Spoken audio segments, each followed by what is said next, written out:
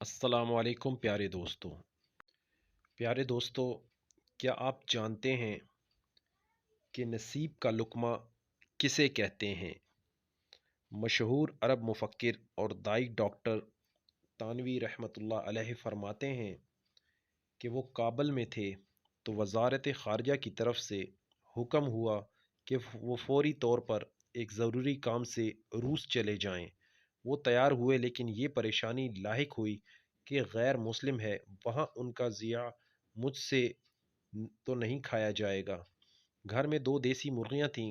بیگم نے ذبح کروا کے ساتھ سفر میں یہ کہتے رکھ دیا کہ جب تک ان سے کام چلتا ہے چلانا، آگے اللہ پاک بندوبست کرے گا۔ وہ کہتے ہیں میں تاشقند پہنچا ہی تھا کہ وہاں ایک مسلمان شیخ نے گھر دعوت کی۔ میں ان کے گھر جانے کے لیے نکلا تھا کہ راستے میں ایک غریب عورت بھوک سے نڈھال اپنے بچوں کے ساتھ سڑک کے کنارے کھڑی تھی۔ میں نے بے اختیار وہ دونوں مرغیاں انہیں پکڑا دیں۔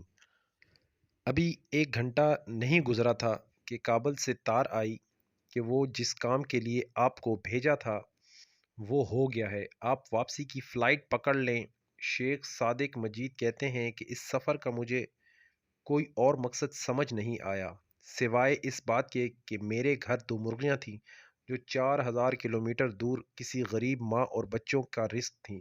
اللہ تعالیٰ نے مجھے اس کام کے لیے افغانستان سے تاشقند بھیج دیا کہ چل اس غریب ماں اور اس کے بھوکے بچوں کو یہ رزق پہنچا کے آ۔ یاد رکھیں، آپ کے نصیب کا لقمہ زمین کے جس حصے میں بھی ہوگا اللہ تعالیٰ آپ تک پہنچائے گا۔ لہٰذا اپنے آپ کو اگلی نسل کا خدا نہ سمجھیں۔ یہ نہ سوچیں کہ ہم نے ہر حلال اور حرام کی تفریق کیے بغیر اپنی اولاد اور ان نسلوں کے لیے جائیدادیں اور دولت چھوڑ کر جانی ہے۔ یاد رکھیں، اللہ نے آپ کو اس کا مکلف نہیں کیا، آپ صرف اس بات کے مکلف ہیں کہ حلال روزی کما کر اپنے بچوں کو کھلائیں۔ حرام کمائیں گے تو صرف آپ ہی قبر میں جواب دہ ہوں گے۔ ہم جتنا مرضی حرام اکٹھا کر لیں، لوگوں پر ظلم کر کے ان کو تنگ کر کے ہم جتنا مرضی جہنم کا ایندھن اکٹھا کر لیں، ہمیں نہیں پتہ کہ یہ ہماری نسلوں کے نصیب بھی ہوگا یا نہیں، کیونکہ بادشاہوں کی اولاد فقیر اور فقیروں کی اولاد بادشاہ ہو جایا کرتی ہے، اور زندگی تو بالکل ہی بے وفا ہے، پتہ نہیں کس لمحے ساتھ چھوڑ جائے۔ لہٰذا اپنی آخرت کی فکر کریں اور نسلوں کی فکر نہ کریں۔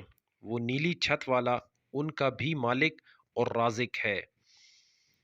یاد رکھیں، رزق حرام دیکھنے میں تو خوشنما لگتا ہے مگر دراصل یہ جہنم کا ایندھن ہے۔ اللہ پاک ہمیں رزق حرام کی نحوست سے بچائے اور رزق حلال کی وسعت دے، اور رزق حرام سے دل میں نفرت پیدا فرمائے، کیونکہ ایک لقمہ حرام کا 40 دن کی عبادت کو برباد کر دیتا ہے۔ دوستوں سے گزارش ہے کہ اس میسج کو صدقہ جاریہ سمجھ کر سوشل میڈیا کے ذریعے پھیلائیں۔